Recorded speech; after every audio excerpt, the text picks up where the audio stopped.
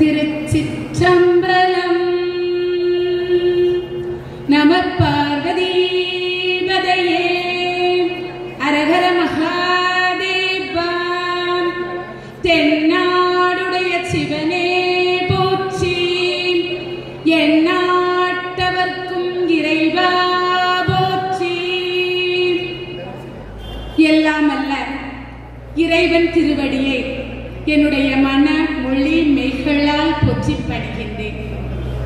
கணபதி என்றிட கலங்கும் வல்வினை, கணபதி என்றிட கருமம் நாதலால், கணபதி என்றிட காலனும் கை தொழும், கணபதி என்றிட கவலை தீருமே. எந்தை ஈசன் எம்பெருமான் ஏரமர் கடவுள் என்றேற்றி, எந்தை ஈசன் எம்பெருமான் ஏரமர் கடவுள் என்றேற்றி. சிந்தை செய்பவர்க்கு அல்லார், சிந்தை செய்பவர்க்கு அல்லார் சென்றுகை கூடுவதன்றால், கந்த மாமலருந்தி கடும்புணல் நீவமல்கு கரைமேல், அந்தன் சோலை நெல்வாயில், அந்தன் சோலை நெல்வாயில் அறத்துறை அடிகள் தம் அருளே. ஆத்தாளை எங்கள் அபிராம வல்லியே, அண்டமெல்லாம் பூத்தாளை, மாதுளம்பு நிறத்தாளை, புவியடங்க காத்தாளை, அங்கையில் பாசாங்குசுமும் கரும்பு வில்லும் சேர்த்தாளை, முக்கண்ணீர் தொழுவார்க்கு ஒரு தீங்கும் இல்லையே. இந்த பொழுது ஒரு இனிமையான பொழுது. வானமே வந்து வாழ்த்து சொல்வதற்கு போன்ற ஒரு அரங்கம், அருமையான ஒரு அரங்கம், பெரிய பெரிய ஞானிகளெல்லாம் பேசிய ஒரு அரங்கம். அவ்வளவுக்கு சிறப்பு மிகுந்த அரங்கத்திலே இன்றைய சித்திரை திருவிழாவை முன்னிட்டு தானுமாலையின் சுவாமி திருவருளால் எனக்கு இந்த வாய்ப்பினை நல்கிய திருமுறை பேரவை தலைவர் ஆறுமுகம் ஐயா அவர்களுக்கு என்னுடைய மனமார்ந்த நன்றியையும் வணக்கத்தையும் தெரிவித்துக் கொள்கின்றேன். அடியேன் இன்றைக்கு பேச எடுத்துக்கொண்ட தலைப்பு அன்பில் சிறந்த தவம் இல்லை. மிகவும் அருமையான ஒரு தலைப்பு. அன்பு இல்லாட்ட இந்த உலகத்துல வாழவே முடியாது. உலகமே சுடுகாடாக மாறிவிடும் அன்பு அப்படி ஒன்று இல்லை என்றார். அவ்வளவுக்கு சிறப்பு மிகுந்த தலைப்பை இன்று நான் பேசுவதற்காக எடுத்திருக்கின்றேன். மாணிக்க வாசக பெருமான் திருவாசகத்திலே ஒரு அருமையான ஒரு பாடல் ஒன்றை பாடியிருக்கின்றார். பிணக்கில்லாத பெருந்துரை பெருமானும் நாமங்கள் பேசுவார்க்கு, இனக்கில்லாததோர் இன்பமே வரும் துன்பமே துடை தெம்பிரான், உனக்கு மேல் வைத்து விளையாமல் என் வினை ஒத்த பின், கணக்கில்லா திருக்கோலம் நீ வந்து காட்டினாய் கள்ளு குன்றிலே. இப்படி ஒரு பாடல். இந்த பாடலிலே பிணக்கு என்று நாம் எடுத்துக்கொண்டோமே ஆனால், பிணக்குனா சண்டை, பாரபட்சம் பார்க்காதவர். நம்முடைய எம்பெருமான் சிவபெருமான் யாரிடத்திலும் பிணக்கு பார்க்காதவர். என்னன்னா, ஒருத்தர் 100 கோடி செலவிலே ஒரு கோயிலை கட்டி கும்பாபிஷேகம் அவனுக்கும் இறைவனிடத்திலே மிகுதியான அன்பு, பெருத்த அன்பு. அதே மாதிரி அந்த கும்பாபிஷேகத்துக்கு காணிக்கையாக ஒருவன் 100 ரூபாயை கொண்டு செய்கிறான். அவனும் இறைவனிடத்திலே மிகுதியான அன்பு கொண்டிருந்தான்.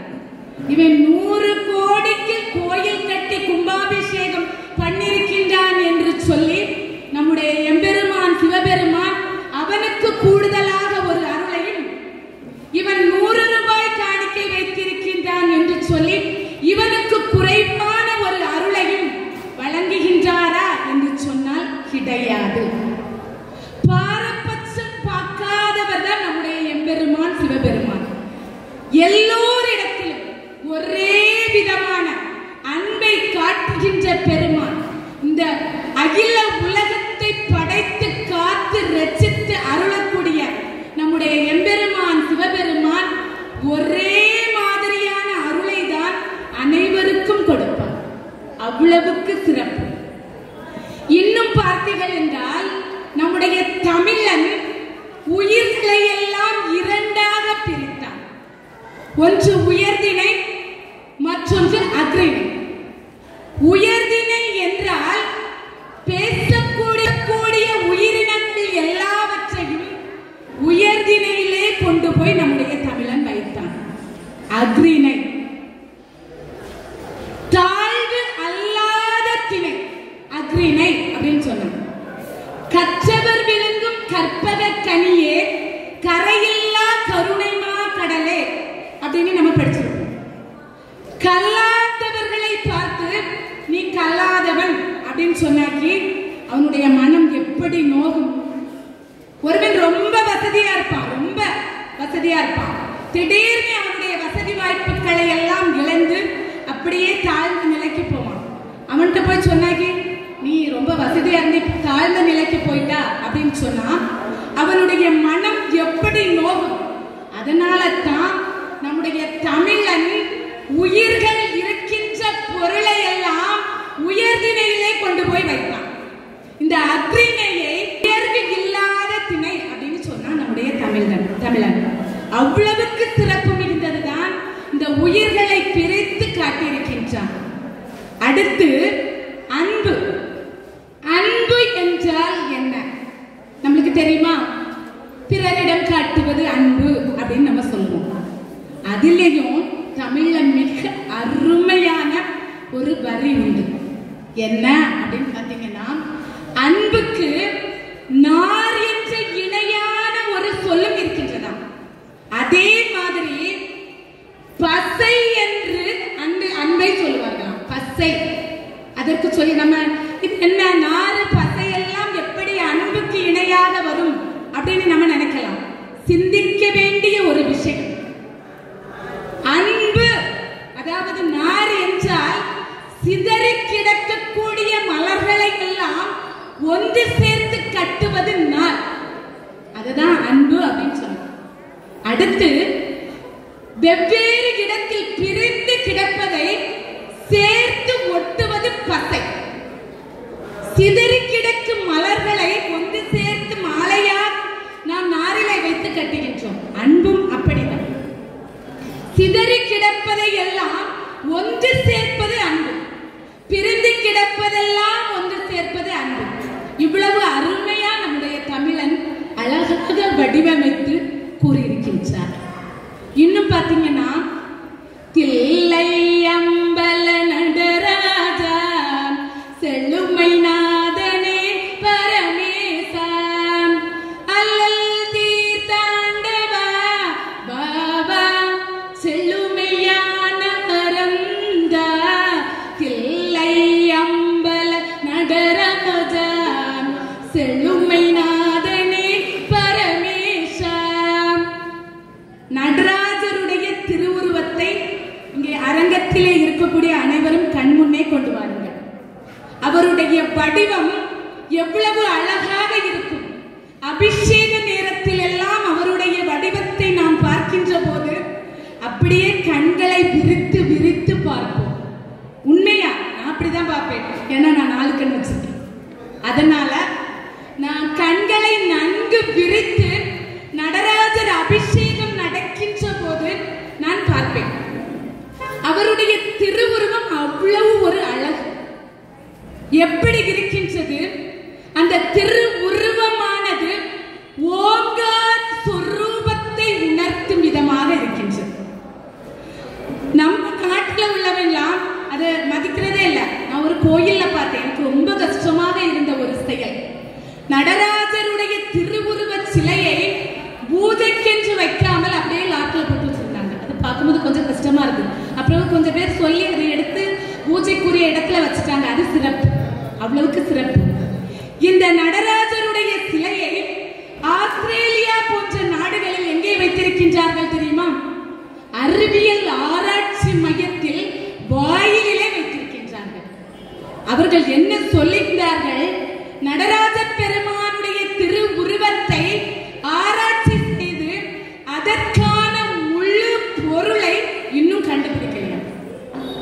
அந்த திருவுருவ சிலையை அறிவியல் ஆராய்ச்சி மையத்திலே வைத்து அதிலே அடியிலே அந்த திருவுருவ சிலைக்கு கீழே எழுதப்பட்டிருக்கின்றது, இதற்கான முழு பொருள் இன்னும் கண்டுபிடிக்கவில்லை அப்படின்னு சொல்லி எழுதப்பட்டு அறிவியல் ஆராய்ச்சி மையத்திலே வாசலிலே வைக்கப்பட்டிருக்கின்றது.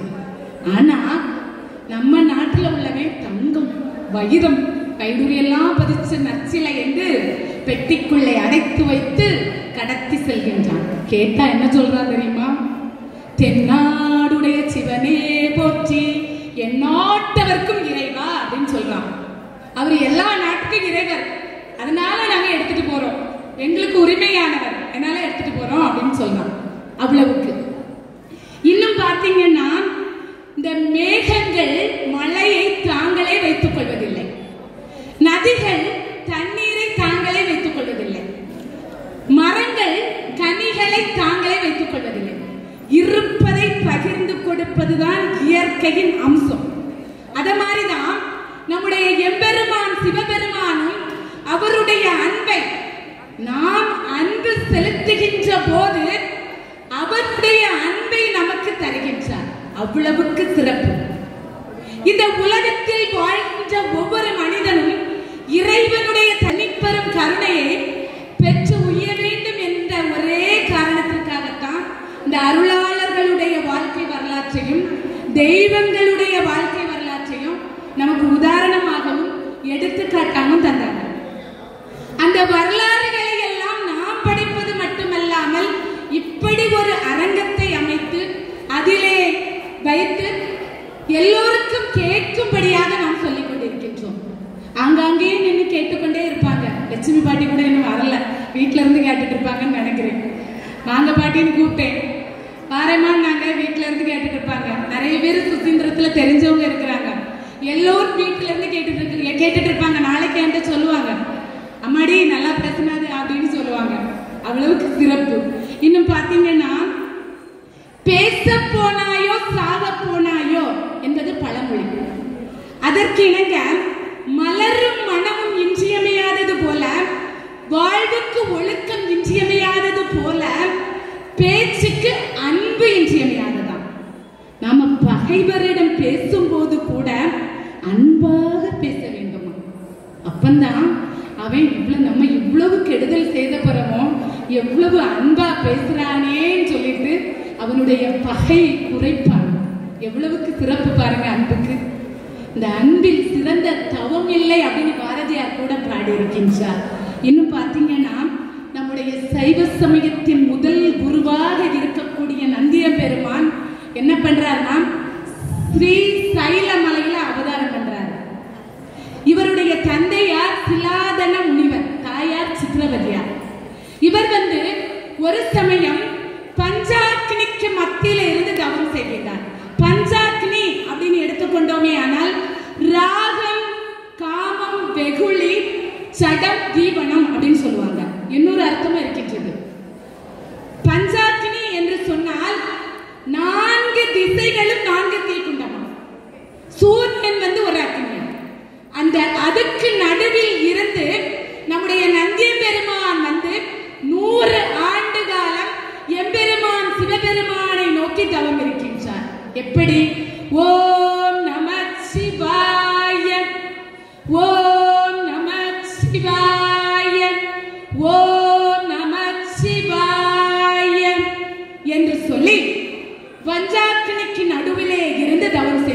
இருக்கின்றார். இறைவன் எம்பெருமான் பார்த்தார்.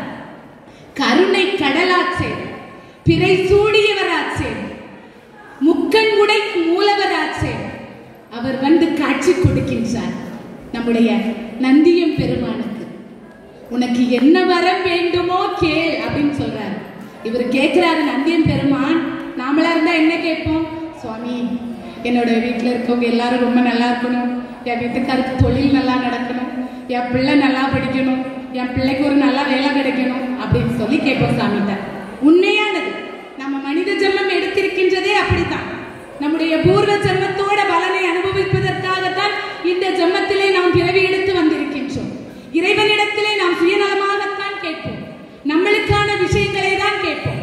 ஆனால் நம்முடைய நந்திய பெருமான் குருவாக இருக்கக்கூடியவர் என்ன கேட்டார் அப்படின்னு பாத்தீங்கன்னா, சுவாமி, உன்னுடைய திருவடி நிழலில் என்றும் நீங்காத அன்பு வேண்டும் அப்படின்னு கேட்டார். அது மட்டுமா, திருநீரும் ருத்ராட்சமும் சிவபூஜையும் என்றும் மங்காமல் என்னுடனே இருக்க வேண்டும் சுவாமி, இந்த அருளை எனக்கு கொடுக்க வேண்டும் சுவாமி அப்படின்னு சொல்லி நம்முடைய எம்பெருமான் சிவபெருமான் இடத்திலே கேட்கின்றார். சிவபெருமான் தந்தேன் அப்படின்னு கொடுத்துட்டார். அதற்கு பிறகு மக்களுடைய நன்மைக்காக நம்முடைய நந்திய பெருமான் 16 வகையான வரங்களை பெற்றாராம். அவ்வளவுக்கு சிறப்பு மிகுந்தவர் நம்முடைய நந்திய பெருமான். இன்னும் பாத்தீங்கன்னா, நம்ம கோயிலுக்குள்ள போறோம், சாமியை எப்படி கும்பிடணும்? உள்ளம் உருகி ஊன் உருகி கும்பிடணும். அது அழகா ராமலிங்க அடிகள் அவருடைய பாடலிலே வடிவமைத்திருக்கின்றார். எப்படின்னா, தேன் படிக்கும் அமுதா உன் திருப்பாட்டை தினந்தோறும் நான் படிக்கும் போது உன்னை நான் மறவேன். நான் ஒன்றே ஊன் படிக்கும், உயிர் படிக்கும், உளம்படிக்கும், உயிருக்கு உயிரும் தான் படிக்கும் என்பது கான் தன் கருணை பெருந்தகையே அப்படின்னு நம்முடைய ராமலிங்க அடிகளார் அவருடைய பாடலிலே மிகவும் அழகாக சொல்லியிருக்கின்றார். இறைவனை வேண்டுகின்ற போது நம்முடைய உள்ளம் உருகி தன்னையே மறந்து அன்பு நிலைக்கு ஞான நிலைக்கு போய் இறைவனை வழிபட வேண்டும். அப்போ அப்படி வழிபடுகின்ற போது இறைவன் அவருடைய அன்பை நமக்கு தருவார். நம்ம என்ன நினைக்கிறோமோ நடக்கும், அது உண்மை. தினமும் காலையிலே திருவாசகத்தை மனமுருகி நீங்க படித்துட்டு இறைவனிடத்துல போய் கேளுங்க, சுவாமி உரிமையை கேட்கலாம், சுவாமி நீர் எனக்கு கொடு அப்படின்னு சொல்லி கேட்கலாம். உண்மையாவே நான் கேட்டு எனக்கு நடந்திருக்கு. உண்மையான ஒரு அனுபவம். தினந்தோறும் பாராயணம் செய்ய வேண்டும். விளக்கு ஏற்றும் போது அந்த சிவபுராணத்தை நாம் தினமும் படித்தோம் என்று சொன்னால் இறைவனிடத்திலே போய் நாம் உரிமையாக எனக்கு இதை கொடுத்தே ஆக வேண்டும் என்று நாம் கேட்கலாம். அவ்வளவுக்கு சிறப்பு. அவர் அன்பாட்டு நம்மளுக்கு கொடுத்துருவாரு. நாமும் இறைவனும் தோழர்களாகிவிடும். அவ்வளவுக்கு சிறப்பா. இன்னும் தேவாரம் அப்படின்னு நம்ம எடுத்துக்கிட்டோம்னா, நாவுக்கரச பெருமான் வந்து இறைவனிடத்திலே திருவடி தீட்சை கேட்பதற்காக ஒரு பாடலை பாடினார்.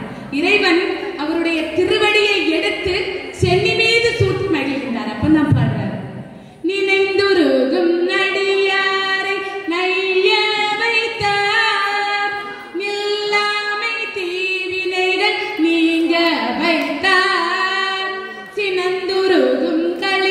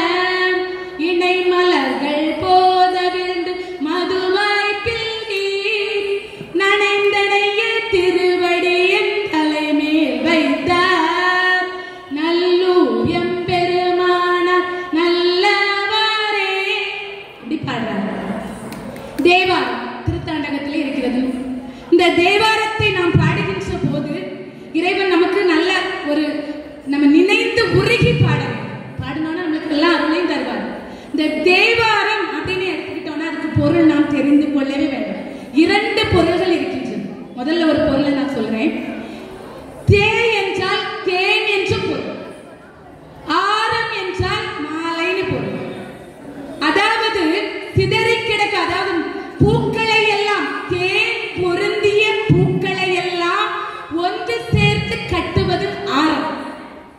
அதே மாதிரி தமிழில் இருக்கக்கூடிய தேன் போன்ற வார்த்தைகளை, சொற்களை இணைத்து செய்யுளாக மாற்றுவதுதான் தேவாரம். இன்னொரு பொருள் இருக்கின்றது. இது நம்முடைய திருமுறைகளிலே வரக்கூடிய பொருள். தே என்றால் தெய்வம் அப்படின்னு பொருள். வாரம் என்றால் பாமாலை என்று பொருள். நம்முடைய தெய்வத்துக்கு புகழ்ந்து பாடக்கூடிய பாமாலை தான் தேவாரம் அப்படின்னு சொல்லப்பட்டிருக்கு. நம்ம இறைவனை நினைத்து பாடுறோம். பூமாலை, அதாவது பூமாலை வாடிவிடும், பொன்மாலை வாடாது. பாமாலை நம்முடைய எம்பெருமான் சிவபெருமானுக்கு பிடித்த மாலை. அவ்வளவுக்கு தேவாரத்திலே சிறப்புகள் இருக்கின்றது. இன்னும் இந்த 63 நாயன்மார்களை நாம் எடுத்துக்கொண்டோமேயானால் 63 நாயன்மார்களுமே இறைவனிடத்திலே அன்பு செலுத்தி இறைவனுடைய திருவடி நிழலிலே இருக்கக்கூடிய வரத்தை பெற்றவர்கள். அதுல நம்ம பட்டினத்தார் 3 பேரை புகழ்ந்து பாடியிருப்பார்.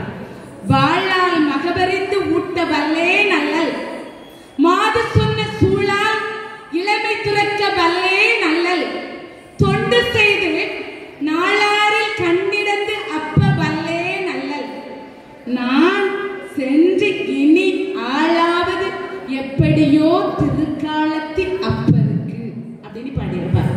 3 பேரை. முதலில் வாழால் மகப்பறிந்து ஊட்ட வல்லே நல்லன்னு பாடினார். யாரும் தெரியுமா?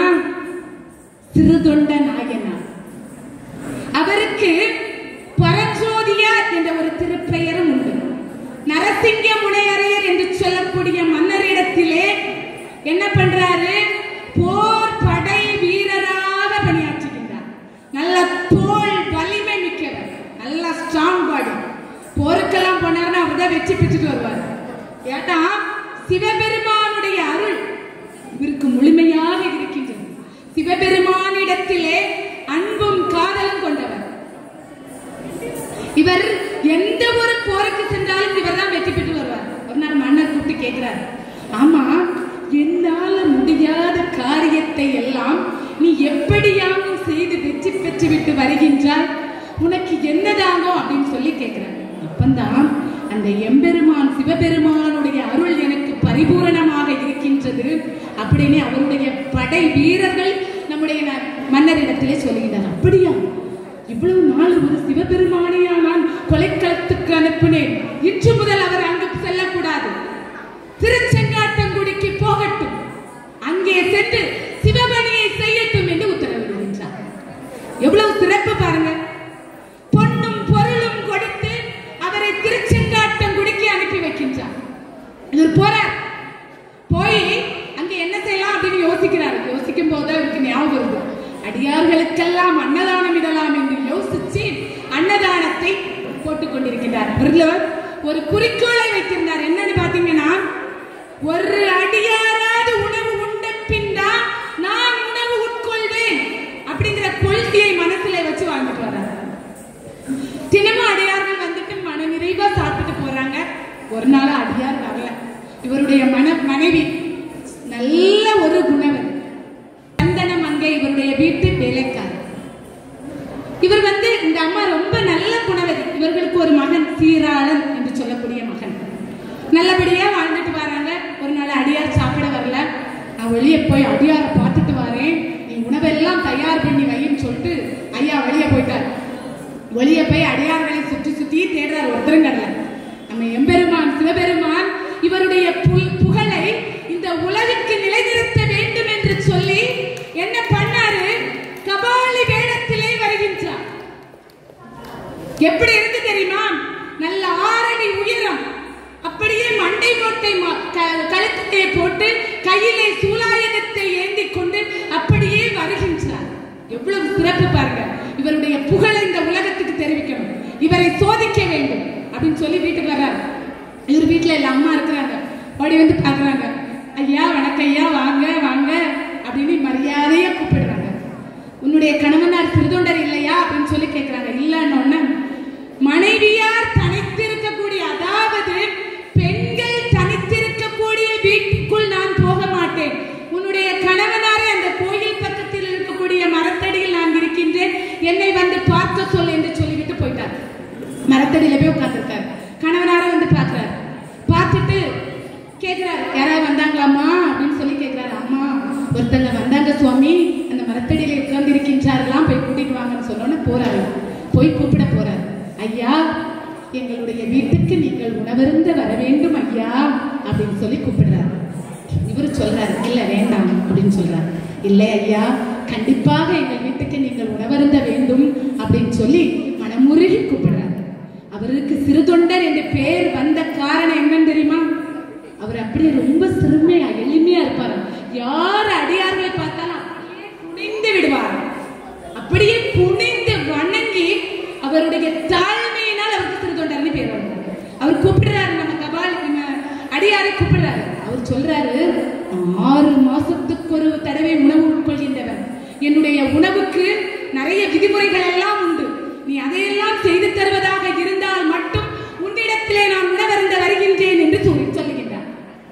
எந்த வழி எந்த இதாக இருந்தாலும் பரவாயில்லை சுவாமி, நான் உங்களுக்கு நான் ஏற்படுத்தி தருகின்றேன் என்று நம்முடைய திருதொண்ட நாயனார் வந்து நம்முடைய எம்பெருமான் சிவபெருமான் அடியார் வேடத்திலே வந்தவரிடத்தை சொல்லுகின்றார். சரின்னு சொல்லிட்டு, நான் 6 மாதத்துக்கு ஒரு தடவை சாப்பிடக்கூடியவன், நரந்தான் சாப்பிடுவேன், பசுதான் சாப்பிடுவேன் அப்படின்னு சொன்னோன்னே ஆடு மாடு சாப்பிடக்கூடியவர் போல இருக்கு அப்படின்னு சொல்றாரு. சரி சாமி, நான் சமைக்கிறேன், பசுத்தானே வேண்டும், நான் சமைத்து வைக்கிறேன் அப்படின்னு சொல்றாரு. இல்லை இல்லை, எனக்கு நரன் வேணும் அப்படின்னு சொல்றாரு. நரனா? அதுவும் ஒரு நிபந்தனை இருக்கின்றது. நல்ல சிவபக்தி மிகுந்த குடும்பத்திலே பிறந்த 5 வயது சிறுமாக இருக்க வேண்டும். அவனை எனக்கு அவளுடைய தாயார் பிடித்து தகப்பனார் தலையை அறிந்து கறி சமைத்து தர வேண்டும். அப்படி தந்தால் மட்டுமே நான் உணவருந்துவேன் அப்படின்னு சொல்றாரு. இவர் பாக்குறாரு, சரின்னு சொல்லிட்டு வந்துட்டாரு. தன்னுடைய மனைவிட்ட சொல்றாரு, நிபந்தனைகள் எல்லாம் சொல்றாரு. அவ யோசிக்கிறார், பொருள் கொடுத்து யாராவது பிள்ளையை வாங்கி விடலாம், ஆனால் அவர்கள் சிவபக்தி மிகுந்தவர்களான நம்மளுக்கு தெரியாதே அப்படின்னு சொல்லி பேசுறாங்க. பேசிக்கொண்டிருக்கும் போதுதான் அந்த அம்மா குணவதி சொல்றா, நம்முடைய பிள்ளை சீராளம் இருக்கின்றானேன்னு சொல்றாங்க. சொன்ன உடனே பள்ளிக்கு சென்ற குழந்தைகிட்ட வந்து என்ன பண்றாங்கன்னா, நல்ல அழகா குளிப்பாட்டி அந்த குழந்தையை முத்தமிட்டால் இது இறைவனுக்கு நைவேத்தியமாக போகக்கூடியதாயிற்றே, முத்தமிட்டால் அவன் தீட்டாக போய்விடுமே என்று சொல்லி என்ன பண்றாங்கன்னா, அந்த பையனுக்கு ஒரு முத்தம் கூட இடவில்லை அந்த தாயானவர். குடிச்சிட்டு அந்த பிள்ளை பார்க்குது, நம்ம பிறந்த நாளெல்லாம் அதனால நம்மளை குளிக்க வச்சு அழகு பார்க்குறாங்க அப்படின்னு நினைச்சு அந்த தகப்பன் அந்த தாயார் பிடித்திருக்கிறார். தகப்பனார் அந்த தலையை அறிகிறார். அறிந்து அந்த தலையை பின்னாடி வயது சந்தன நன்னிட்ட கொடுக்குறாங்க. அவ வைக்கல, கறியெல்லாம் விதவிதமாக சமைத்து வைத்து விட்டு அடியாரை போய் கூட்டிட்டு வந்து வீட்டுக்குள்ள இருக்கிறாரு. இருக்குன்னா எல்லாத்தையும் எடுத்து வச்சாச்சு. அப்ப சொல்றாரு, இன்னொரு அடியார் வந்தாதான் நான் சாப்பிடுவேன், நீ கூட்டிட்டு வா அப்படிங்கிறார். எப்படி இருக்கும் சுவாமி? இன்னும் அடியாருக்கு எங்க போறது? ஒரு அடியாரை கூட்டிட்டு வர்றதுக்கே படாத பாடு. இன்னொரு அடியாருக்கு எங்க போறது சொல்லுங்க சுவாமி, இன்னொரு அடியாருக்கு எங்க போறது சொல்லுங்க அப்படின்னு சொல்லி கேட்கின்ற பொழுதுதான் எப்படியாவது ஒரு அடியாரை கூட்டு வா அப்படின்னு சொல்றாரு. அடியாரை இல்ல, தேடி பார்த்தாரு, இல்ல, நீயே ருத்ராட்சமும் விபூதியும் பூசிருக்கின்றாயே, நீயே வந்து அமரு அப்படின்னு சொல்றாரு. அவரு உட்கார்ந்தாச்சு, அவருக்கு எல்லாம் எடுத்து வச்சாச்சு. உன்னுடைய மகன் சீராளனை கூப்பிட அப்படிங்கிறார். சுவாமி, அவன் எதுக்கும் உதவான் அப்படின்னு சொல்றாங்க. சுவாமி, அவன் எதுக்கும் உதவ மாட்டான் சுவாமி. என்ன சொல்கின்றார்? உன்னுடைய மகனை கூப்பிடு, வருவான் அப்படின்னு சொல்றாரு. திரும்ப திரும்ப அவர் சொன்னதை தான் சொல்லிட்டு இருக்கிறார். கணவனும் மனைவியுமாக வெளியே போறாங்க. சீராளா சீராளா சீராளான்னு கூப்பிடுறாங்க.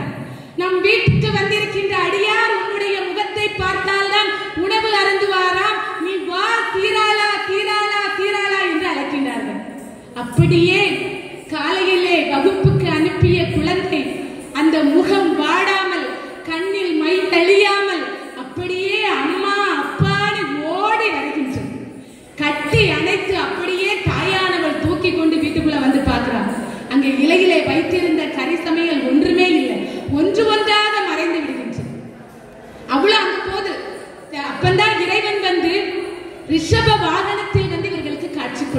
செய்கின்றார்கள். பட்டினத்தார் சொல்கின்றார், இந்த சிறுதொண்ட நாயனார் செய்த அன்பை போல ஒரு அன்பை, ஒரு தவத்தை என்னால் செய்ய முடியாது அப்படின்னு சொல்லி திருக்காலத்தி அப்பரிடத்திலே சொல்றார். என்னால இப்படி ஒரு அன்பை உன்னிடத்திலே செலுத்த முடியாது, ஏற்கனவே ஒருத்தர் செலுத்திட்டார் அப்படின்னு சொல்றாரு. இன்னும் சொல்றாரு, மாது சொன்ன சூழால் இளமை துறக்க வல்லே நல்லல் அப்படின்னு சொல்றாரு. திருநீலகண்டத்து குயவன் அவர் பெண்களிடத்திலே கொஞ்சம் எளியவராக இருந்தார். அது அவருடைய பொண்டாட்டிக்கு தெரிஞ்சிட்டு, தெரிஞ்ச உடனே அந்த அம்மா பார்த்துட்டு சொன்னா, எம்மை தீண்ட பெறா திருநீலகண்டம் அப்படின்னு சொன்னா.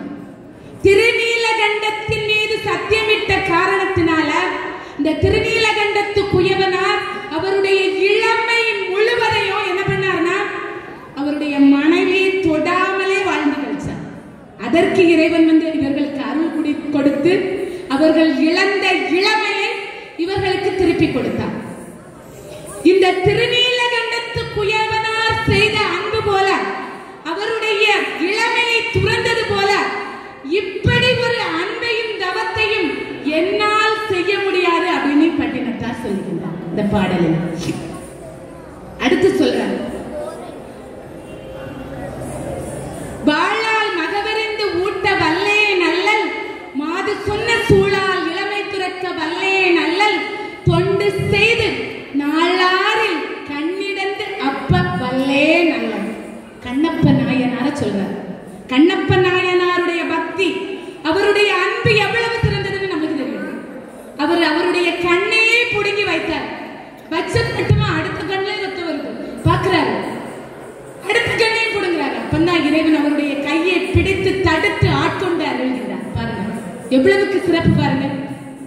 இறைவன் அவருக்கு காட்சி கொடுக்கின்றார். இந்த கண்ணப்ப நாயனாருடைய அன்பு எவ்வளவு உயர்ந்தது அப்படின்னு நம்மளுக்கு தெரிஞ்சிருக்கணும். ஒரு சிறுவன், ஒரு சின்ன ஒரு கதை, ஒரு சிறுவன் குருவிடம் சென்று, சுவாமி நான் நல்ல அன்பு நிலையும் தவமும் ஞானியாக வேண்டும் என்று சொன்னால் என்ன செய்யணும் அப்படின்னு சொல்லி கேட்கிறான். கேட்ட மாத்திரத்திலே குருவானவர் சொல்கின்றார், நீ அந்த ஆத்தங்கரையிலே போய் தவம் செய், உனக்கு நீ நினைச்சது கிடைக்கும் அப்படின்னு சொல்றாரு. இவனும் போறான்.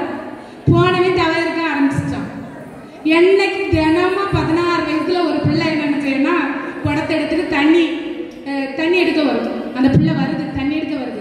தவம் செஞ்சிட்டு இருந்தவர் அந்த பிள்ளை காலை கொலுசு போட்டு ஜல்லு ஜல்லு ஜல்லு எப்படி வந்துச்சு. பார்த்தாரு, தவம் செஞ்சிட்டு இருக்கவே பார்த்தான். அடடா ஏதோ சவுண்டு கேக்குதே, ஏதோ சவுண்டு கேக்குதே அப்படின்னு கவனம் இருந்துட்டான். சரி, ஜல்லு ஜல்லுன்னு சத்தம் கேட்கறதுனால தானே நமக்கு சவுண்டு கேக்குது. அதனால நாளைக்கு நம்ம கண்ணை வந்து பார்க்க கூடாது, கண்களை கட்டி விட வேண்டும் அப்படின்னு நினைக்கிறான். சரின்னு சொல்லிட்டு அந்த சத்தம் கேட்டதுனால தானே நம்ம பார்த்தோம், அதனால நம்ம கண்ணை மூடிடணும் அப்படின்னு சொல்லிட்டு ஒரு துண்டை எடுத்துட்டு வந்தான். அடுத்த நாள் துண்டை கட்டி என்ன பண்ணான்னா அடுத்த நாள் தவம் இருக்க ஆரம்பிக்கின்றான்.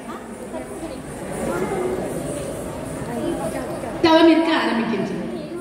தவம் இருந்தா அடுத்த நாள் இந்த பிள்ளை வருது, ஜல்லு ஜல்லு ஜல்லுன்னு வருது. காதுல கேட்டு, அடடா காதை கெட்டாம முடிச்சுவேன், காது கேட்டுட்ட, கண்ணை கட்டணும், காதை கட்டணுமா இல்லையே அப்படின்னு சொல்லிட்டு அடுத்த நாள் என்ன செய்யறான்னா ஒரு துண்டு எடுத்து வந்து காதை கட்டிட்டான். அடுத்த நாள் வருது. இந்த அம்மா அந்த பிள்ளை 16 வயசு பிள்ளை நல்லா மல்லிகை பூ வச்சுட்டு ஜல்லு ஜல்லு ஜல்லுன்னு தண்ணி எடுக்க வந்துச்சு. நல்ல மல்லிகை பூ மண்ணும் அவனுடைய மூக்கு வழியாக உள்ளே சென்று அந்த பிள்ளை வந்துட்டாளேன்னு அவளுடைய மனதை சிதற வைத்து விட்டது. இப்ப எப்படி தவம் செய்வான்? சரி, நாளைக்கு இன்னொரு துண்டு எடுத்துட்டு வரலாம், மூக்கை கட்டி விடலாம் என்று சொல்லி மூக்கை கட்டுவதற்கு மூக்கையும் கட்டிட்டான். தவம் இருக்கின்றான். ஓம் நம சிவாய, ஓம் நம சிவாய என்று சொல்லி தவம் இருக்கின்றான். தவம் இருந்தா அவனுக்கு மனம் அப்படியே அல்லாடுது. நேற்றுக்கு வந்த பிள்ளை இன்னைக்கு வந்திருக்குமே அப்படின்னு சொல்லி அவனுடைய மனம் அல்லாடுகின்றது. பாருங்க, நம்ம மனசை ஒரு கட்டுக்குள் கொண்டு வர முடியவில்லை. நாம் அப்படிதான் நம்ம பக்தி பண்ணிட்டு இருக்கின்றோம். இறைவனிடத்திலே அப்படிதான் நம்ம அன்பு பண்ணிட்டு இருக்கின்றோம். இன்னொரு கதை, காசியிலே சென்று ஒருவர் குளித்து விட்டு அங்கே இருக்கக்கூடிய எம்பெருமானை வணங்கிட்டு வந்துச்சார். அவருக்கு ராமேஸ்வரத்திலே போய் இருக்கக்கூடிய இறைவன் எம்பெருமானை வணங்கணும். அவருக்கு கடல்ல குளிக்கணும் ரொம்ப பயம். என்ன பண்றாரு, 200 ரூபாய்க்கு ஒரு சொம்பு வாங்கினாரு. 200 ரூபாய்க்கு ஒரு சொம்பு வாங்கி கடல் நீரை கோரி குளித்து விட்டு, அது நல்ல புது சொம்பு, தூர போட மனசு இல்லை அவருக்கு. என்ன பண்ணாரு, நல்ல மண்ணை தோண்டினாரு. தோண்டி மண்ணுக்குள்ள வச்சு மூடி ஒரு குச்சியை நாட்டி வச்சுட்டு சாமி கிட்ட போயிட்டாரு. இத பக்கத்துல இருந்தவே பார்த்துட்டான். அடடா, இந்த சாமி எப்படிதான் கும்பிடணும் போலுக்கு.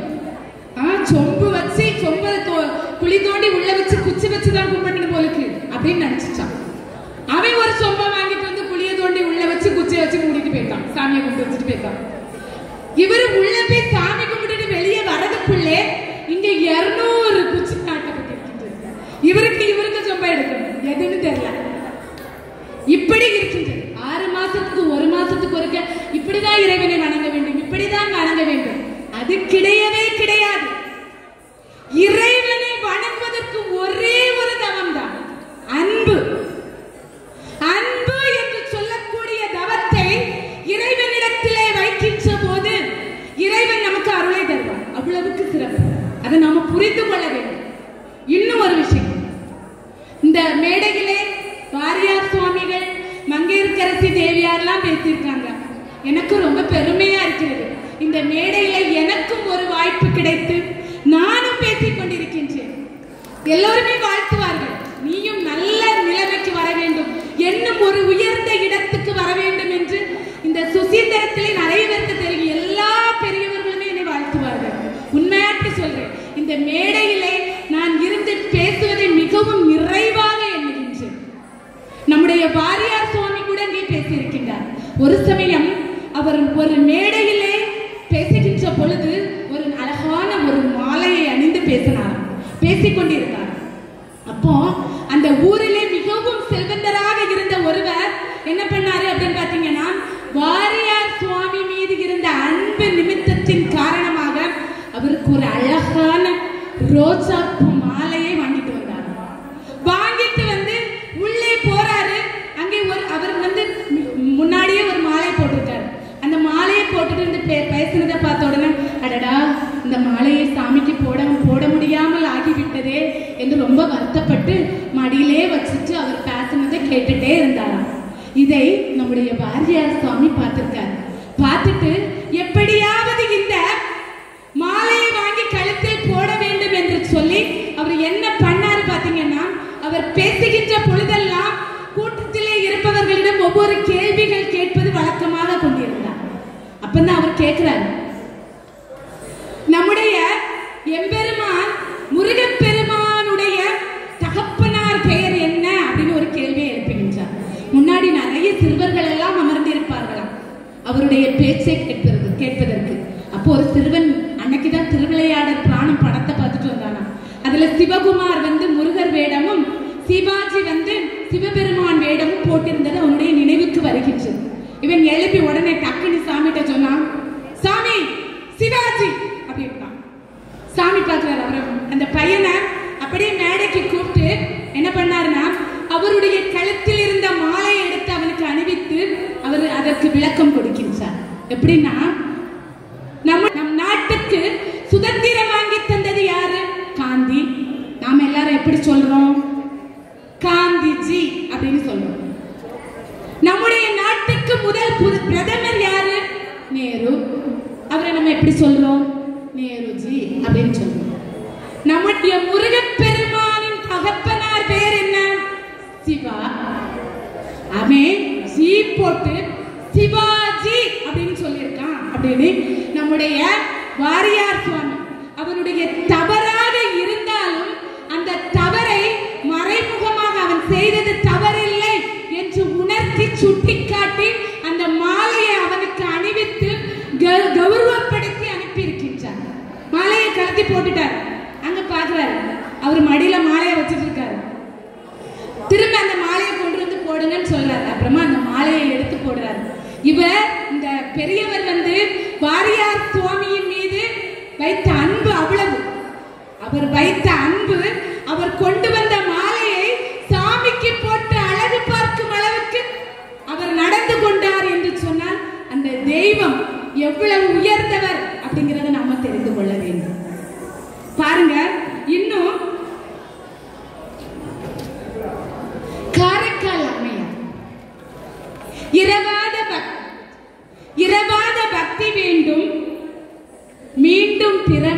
மீண்டும் பிறந்தால் உன்னை மறவாமல் இருக்க வேண்டும். அரவா, நீ ஆடுகின்ற போது உன் அடியில் இருந்து நான் பாட வேண்டும்.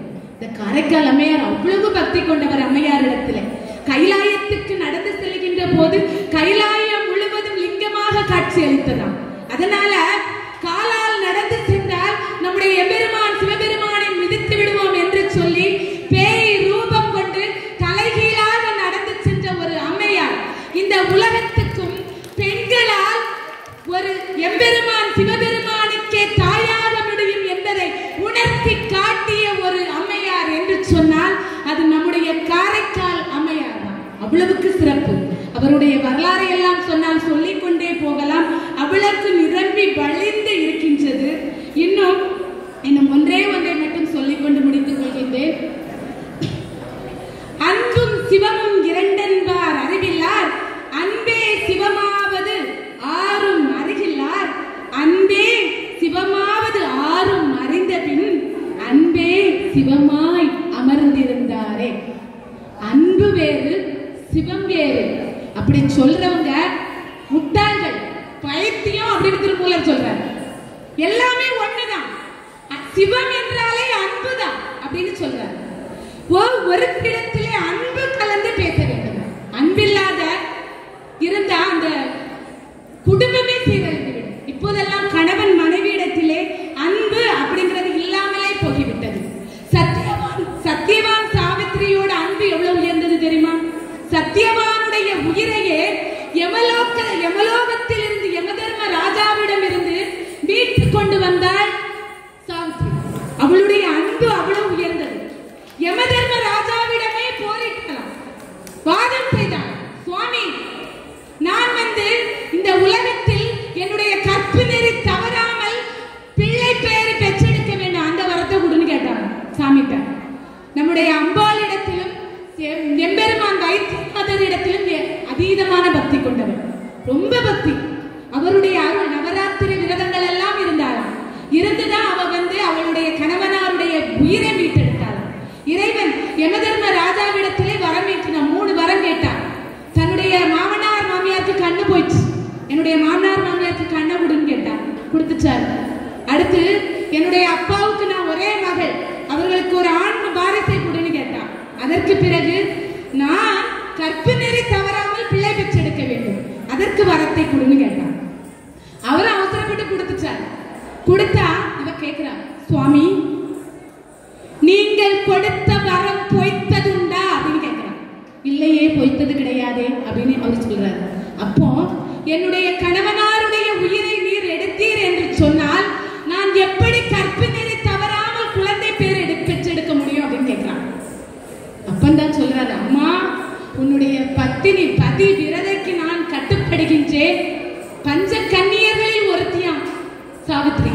நான் உனக்கு கட்டுப்படுகின்றேன் அம்மா என்று சொல்லி உன்னுடைய கணவனாருடைய உயிரை உனக்கே கொடுக்கின்றேன் என்று சொல்லி அவருடைய கணவனாருடைய உயிரை கொடுத்து இந்த உலகத்தில் நீடோழி காலம் வாழ வேண்டும் என்று வாழ்த்திட்டு போனார். எவ்வளவுக்கு சிறப்பு பாருங்க, நம்முடைய பிராண கதைகளிலே வரக்கூடியது. இன்னும் சந்திரகுப்தன் அப்படின்னு ஒருத்தர் இருந்தான், ராஜா. அவளுடைய மகள் ஒரு 6-7 வயசு இருக்கும், விட்டுட்டு போருக்கு போயிட்டார். அவன் நல்ல அந்த பிள்ளை அவர் வரதுக்குள்ள போருக்கு போயிட்டு வரதுக்குள்ள நல்ல அழகான பிள்ளையா மாறிச்சான். மாறி அவள் இருக்கா. அப்போ அவர் வந்த உடனே அந்த பிள்ளையோட அழகுல அவருடைய தோப்பனாரே மதிமயங்கி போயிட்டாரு. இந்த பிள்ளைக்கு உண்மை தெரிஞ்சிச்சு. தெரிஞ்ச உடனே ரொம்ப வருத்தப்பட்டு என்ன பண்றான்னா, நாட்டை விட்டே வெளியேறி ஒரு மலைப்பகுதிக்கு போயிட்டான். மலையிலே ஆடு மாடு மேய்ப்பவர்களிடத்திலே போய் தங்கிக்கிட்டான். அங்க ஆடு மாடெல்லாம் மேய்க்க போவான். அப்போ ஒரே ஒரு பசு மட்டும் அங்க ஒரு புதற்குள்ளே போய் தானாக பாலை சொரிந்து விட்டு வருவான். என்னடா பசு மாட்டுக்கு பாலகான்லே எப்பவும் வத்தி போய் கிடக்குதே அப்படின்னு இந்த அம்மா பார்த்தா. அப்பதான் ஒரு நாள் பின்னாடி போய் பார்க்கும்போது ஒரு புதருக்குள்ளே அந்த பசுவானது என்ன பண்ணுதுன்னா பாலை சொரிந்து விட்டு இருக்கின்றது. பாலை சொரிந்து விட்டு இருந்தா பார்க்கிற அடுத்த நாள் அங்க அவளுடைய கூட்டத்தில் இருக்கக்கூடிய அனைவரையும் கூட்டிட்டு வந்து அந்த இடத்தை தோண்டி பார்க்கின்றார். மல்லிகார்ஜுனர் சுவாமி சுயம்பு ரூபமாக அங்கே வருகின்றார். பார்க்கிறார், அப்படியே அவருக்கு ஆட்கொண்டு விட்டார். அந்த சுவாமியோட திருவுருவத்தை பார்க்கிறார். அதை